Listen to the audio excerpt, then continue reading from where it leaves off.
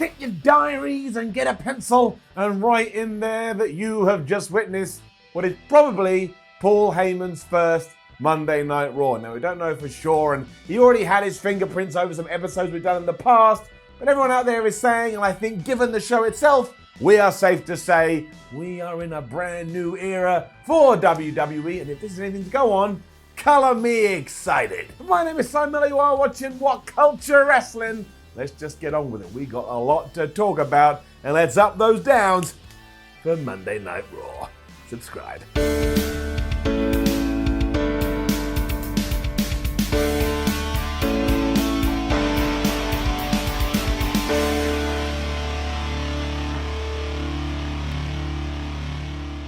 Raw started by Michael Cole saying we are only 2 weeks away from Extreme Rules. We're in 2 weeks, ... And that really made me laugh because you could hear in his voice, he realized that he had started the sentence with 2 weeks and finished the sentence with 2 weeks.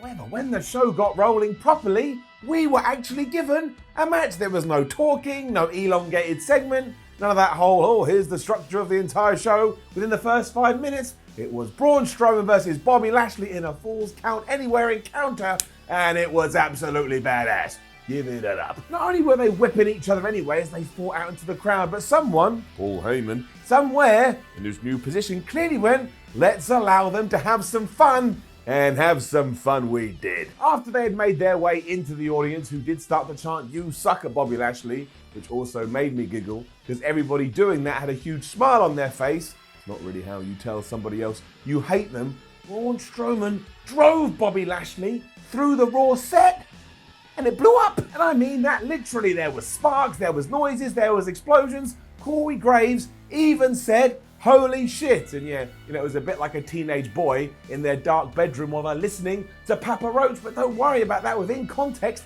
it had a bit of realism to everything we were seeing. Every now and then you can drop the S-bomb and it does all right. And on that note, WWE, there is a little something known as too many sparks. I thought maybe we did that here. At one point it was like a fireworks display and I almost rang up my mum and told her to come round, but flubbed that. Within the first 10 minutes of Raw, we'd done something different, we'd done something to get people talking, and we'd done something to get people invested. I am okay with this. Obviously Lashley and Strowman sold this like they were dead, and it absolutely upended the whole show. We even cut to a camera angle that was like looking down from the rafters as medical professionals worked on these two. Even the commentators shut up. Let the moment sell itself. It's actually kind of eerie and allowed you to buy into the angle. And when Michael Cole did finally start talking, he was using his somber voice. You know, the one that goes, oh, we can't believe this has happened, ladies and gentlemen. And we didn't need to do that. I think a more JRS, oh my God, what the hell is going on? I can't believe it, would have been far better. But still, I ain't going to get mad at this. At least we tried something different. And like I say, it did tie into many things because it just halted proceedings. So if you were a bit late to watching Raw this week, you would have been like, what the hell is going on? You would have hung around to see what all the fuss was about. And that's how you build a good television show. WWE ensured that it felt like a big deal as well because they kept replaying it and they kept replaying it and they kept replaying it just to get over the gravitas of the event. This was the best opening on Raw, and I don't know how long. It kept me guessing from start to finish. Look at that. Like this, I'm more interested in Braun Strowman and Bobby Lashley because they did something different and not do something that they were done 1,000 times before, like tug of war and arm wrestling contests. And that carried on as well because we left one match and we transitioned right into another match. What a concept that is on a wrestling show, having back-to-back matches. And the commentators did call it a sports entertainment contest, and that made me want to take my brain and turn it into mush, put it in a blender, blend it all up and drink it, because that way I'd never have to hear that again. It was the Viking Raiders taking on the New Day, but unfortunately, it does get a down. Why? Because we're still doing this ridiculous make a match, ruin it, add more wrestlers into that match, restart that match, but as a different match, just so that we could work the stupid ad breaks in. It's already getting old and it's already getting really boring. I mean, it would have been fine for 1 week, but now it is just so transparent. Now, don't get me wrong, I actually quite liked what happened here, but it's too obvious what is going on because we did kick things off and the New Day were getting their ass whipped, and they were definitely getting their ass whipped when Samoa Joe just turned up and he choked Xavier Woods out. That brought Kofi Kingston out to help his friend, and then of course, yes, as you've already figured out, it set up the Viking Raiders and Samoa Joe taking on the entire New Day team. That, however, was far more intriguing than maybe it seemed on paper. Give it up. It was a pretty good contest anyway, but the real talking point came at the finish, because as Kofi Kingston was cleaning house, he forgot about the dastardly Samoa Joe, who crept up behind him, locked in the Coquina clutch, and he held it in so tight, and he held it in for so long, Kofi passed out and the ref had no choice but to award the victory to Samoa Joe and his two new friends. And as far as I'm aware, that is Kofi's first loss ever since he won the WWE Championship, and now Samoa Joe feels like a genuine contender. I do need to point out how nonsensical the commentary team can still be, because halfway through this, Corey Graves just threw out there, "Oh, I've heard a rumor that at Extreme Rules, it may be a ladder match between Samoa Joe and between Kofi Kingston." And when he was pressed on that by Renee Young, all of a sudden Corey was like, "Man, don't come at me. I'm just talking about it. I don't know." Then why did you bring up Corey Graves, also WWE, if you are planning to do a ladder match at Extreme Rules?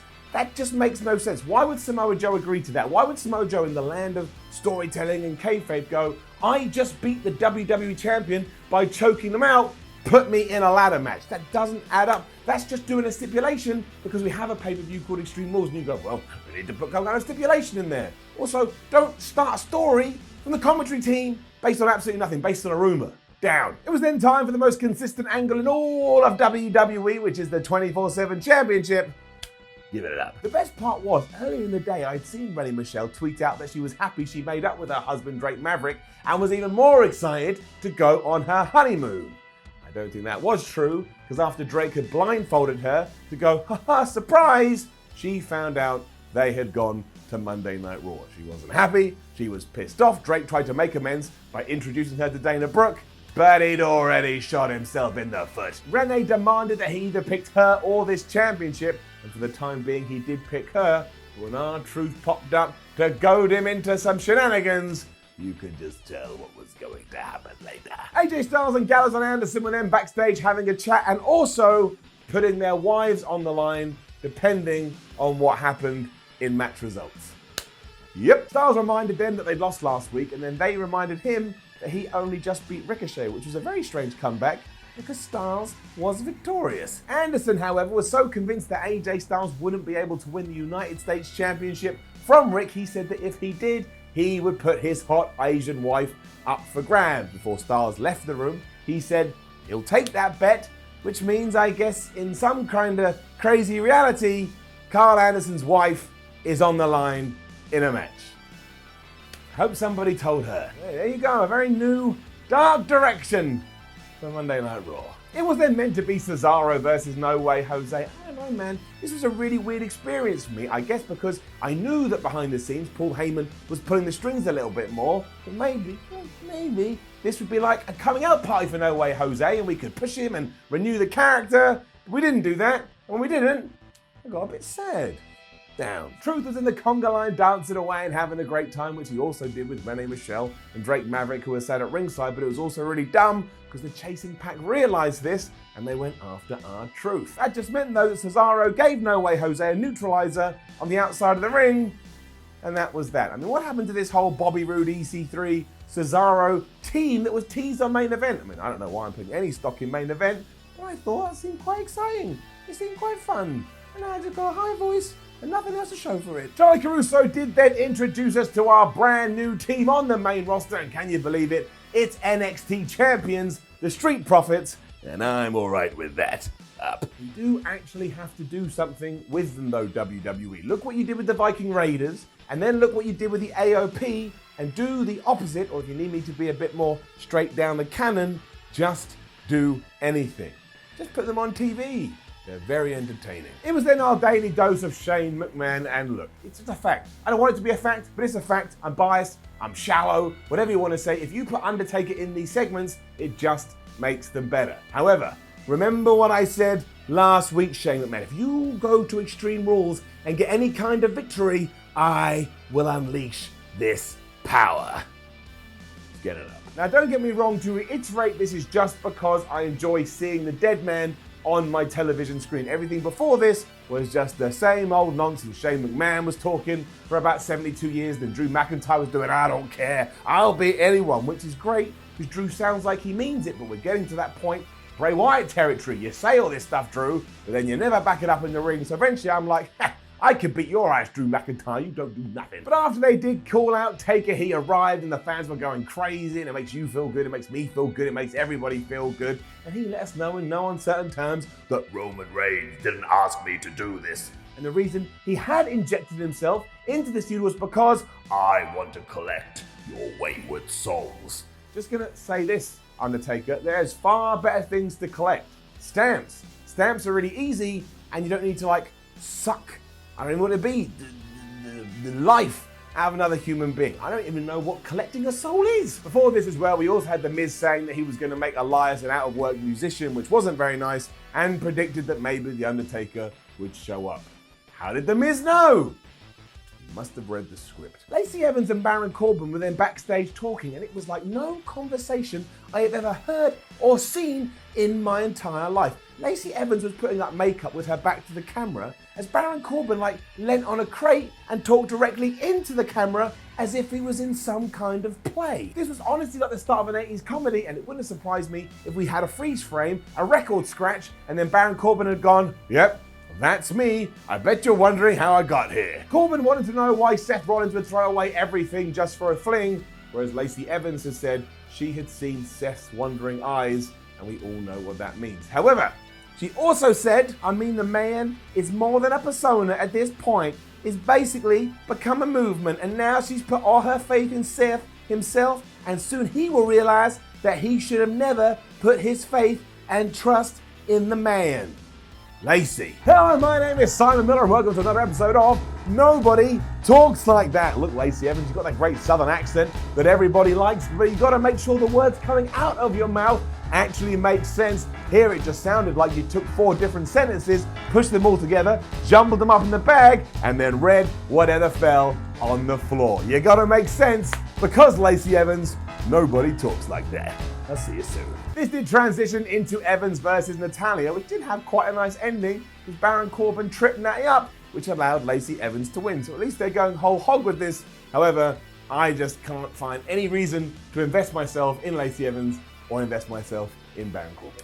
Because of that, down. Forget all that though, because thank the skies for somebody writing a story that actually develops. It's like waking up on a Sunday morning, eating some ice cream, and then bathing in milk. It feels good. Give it an up. It started with Charlie Caruso interrupting Ricochet and Hawkins and Ryder. And this was funny straight away, because Charlie Caruso basically said to Hawkins and Ryder, "Get out of here. I don't want to talk to you." So between that and what she did last week with AJ Styles, Charlie Caruso is quickly becoming the biggest heel on WWE TV. Rick thought he could be successful if he did have another match against AJ Styles, which brought Gallows and Anderson into the picture, and they wound the champion up something fierce. They then left, they went and found AJ Styles, they lied to AJ, said, "Look, Ricochet is talking a bunch of crap behind your back, maybe you want to go and sort it out." And AJ agreed he would go and talk to him. The Good Brothers were disgusted because the old AJ Styles wouldn't have gone and talked to anybody, he would have punched them in the face.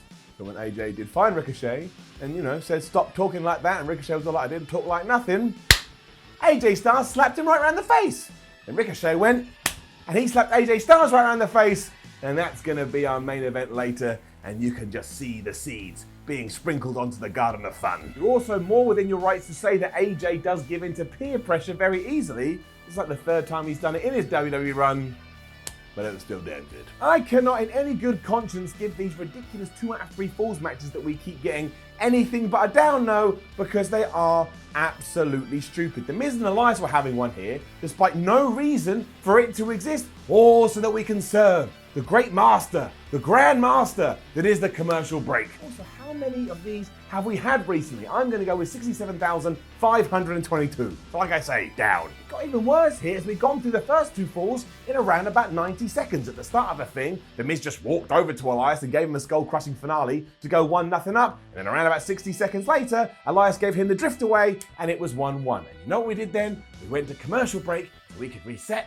and have the 3rd fall. And even the weirder thing here was on Twitter, WWE's going, "Oh look, we do have wrestling from the commercial break." None of it makes any sense. Didn't even go that long afterwards, because Elias went to hit Miz with a running knee, missed, struck it into the post, so the Miz came to tap out with a figure 4. I don't know why this existed. Seth Rollins and Becky Lynch with them being that couple that you really hate because they're too schmaltzy, but it's also kind of nice. up. Basically, they were teasing each other here because if either of them does lose at Extreme Falls, the other one will lose their championship. And as they made perfectly clear here, the titles likely mean more to themselves than the other person does. That's what a real relationship is built on. In a what the hell just happened moment too, Maria and Mike Kanellis then turned up. They weren't happy with these two, so they challenged them to a match. I guess moaning on Twitter does work, or maybe it doesn't, given what's about to happen. The whole match was just so weird. Maria was yelling at Mike the whole time, saying that he was nothing but a fraud and he needs to get his act together. And as soon as Seth tagged Becky in, meaning that Maria also had to get in the ring, she got a microphone, she went absolutely crazy, and screamed in the man's face that she was pregnant. That confused the hell out of Mike in all the fracas because he didn't know what was going on. And then Becky Lynch grabbed him, rolled him in the ring, put him in the disarmer, and Mike Kanellis tapped out. Maria then continued to berate her husband to such a degree, I don't think I've ever felt more sympathy for anybody in the history of wrestling. Now, I don't know where this is going, if it was a one and done, if it's a proper angle, if it's going to tie into all the stuff on 205 Live. But honestly, go and watch this now if you want to see Mike Kanellis get verbally destroyed in the middle of the ring. And it finished off with Maria saying if she did actually want to go get pregnant, she will go and see Becky Lynch because Becky Lynch is the man. That's all I got. No, let's say something about it. Nothing comes out. Just weird. Just really, really, really weird. I don't know. Paul Heyman was then backstage teasing that Brock Lesnar may be in the arena tonight. And look, make no bones about it, this was the on-screen Paul Heyman. It had nothing to do with his new backstage role. The Street Profits then turned up. They teased Paul Heyman because they didn't believe the Beast was in the building. And that was that. I guess there's something going on there. Let's just hope it doesn't end with the Street Profits getting absolutely destroyed by Brock Lesnar next week. That wouldn't be good. It was then a moment of bliss where Alexa Bliss was thanking Nikki Cross for winning that match on SmackDown, which means at Extreme Rules, it is now Alexa Bliss versus Bayley for the SmackDown title. Then Carmella came out and she said that's ridiculous because it is ridiculous. Why on earth isn't Nikki Cross fighting for the title? We then had Alexa Bliss versus Carmella. Carmella won around about 2 milliseconds. Then we had Nikki Cross versus Carmella and Nikki Cross won in around about 2 minutes. Afterwards, Nikki Cross was asked how she felt that the fans did actually want to see her in that championship match, and Alexa Bliss said no comment. Down. Drake Maverick then got his dream honeymoon though, because he won the 24/7 championship. Up. Truth was hiding from that usual crowd when he bumped into Drake Maverick, and Drake was all like, look, don't worry about it, I just want to go and enjoy some time with my wife. When Truth turned around, Drake Maverick got a suitcase, he smashed him with it, and he pinned him for the 1, 2, 3. He then ran away with his wife and he told her that now they're gonna have sex 24 hours a day, 7 days a week. And my first thought was, Drake Maverick, definitely don't do that. Your penis will hurt a lot, because it just will. We then got to our main event, and this was damn awesome. Give it up. Firstly, WWE finally found a way to serve its new master the commercial break by doing something a little bit different. And yeah, this did kind of affect the momentum of the match, but if we are going to do it, as much as I hate it, at least this was a little bit more inventive. It looked like AJ Styles had won the United States Championship in around about 3 minutes after he had smashed Ricochet with the phenomenal forearm, but Rick had put his foot under the bottom rope and the referee didn't see, which meant another ref to come out, explain the situation, and then after the commercial break, we kick things back off again. I mean, it's still dumb, but at least it's better. Anyway, after Ricochet had won for real following the most devastating finish in WWE, which of course is the surprise roll-up pin from nowhere, although fair play to Rick, he actually made this look really good because his pinning combination was like something you'd see from a video game. Gallows and Anderson got on the apron and they were yelling at everyone because they were sick of it. Styles tried to calm them down, but it was all a ruse. He turned around, he smacked Ricochet right in the face, and then the club reunited to give the United States champion an absolute beating. The fans booed the hell out of this, and seeing these three guys do the too sweet to take Raw off the air just made me feel good. It was a great match, although it could have been better for all the stuff we talked about, but also it was a great heel turn. I am ready to see AJ Styles as the bad guy again, and I'm ready to see more of Gallows and Anderson on my television set. It's a really good story, and look, the United States Championship was featured in a major angle in the main event on Raw. That instantly makes me think it's really important. One thing I do want to mention though is I love nothing more than in wrestling when a referee has to come out and explain he saw something untoward in the back but he has to visualize it with his hands and with his mouth. So when one ref is telling the other ref, no, his foot was under the rope, and he goes and he points at his foot and he wiggles the rope for a bit. It's hilarious. Imagine I did that to you in any scenario. I was like, do you want some tea? You're like, yeah, I'll take some tea. I'll be like, great, would you like sugar in your tea? You're like, I don't want to talk to you anymore. You've got real social problems. That was it. That was the end of Raw, and I tell you, I'm not sure he's 100% in his new rule, but Paul Heyman absolutely had influence over this show. We had characterization, people actually meant something, the stories didn't just come and go from nowhere. It wasn't great, there was still some bad stuff on it, but I'm gonna presume that's like a hangover from all the stuff we had beforehand. But I was pumped, I enjoyed it, I feel pretty damn good about what's next. And that's why overall, this one is getting it up. I don't even care if you get mad at the comments. I believe in it. I loved it. I wasn't bored from hour 1 or minute 1 to minute 120. More than that, whatever it is. I thought it rocked. Now, don't forget to leave a comment below and let us know what you thought about last night's episode of Raw. Like, share, and subscribe. Head over to WhatCulture.com and read yourself some articles. Follow WhatCulture on Twitter, WhatCulture WWE, and watch more videos here on WhatCulture Wrestling. My name is Simon from WhatCulture. Remember to turn the clock back and watch Ups and Downs from Fyter Fest. It did go live on Sunday. And make sure you're here tomorrow, 2 p.m. BST, when we up those downs for Smackadown.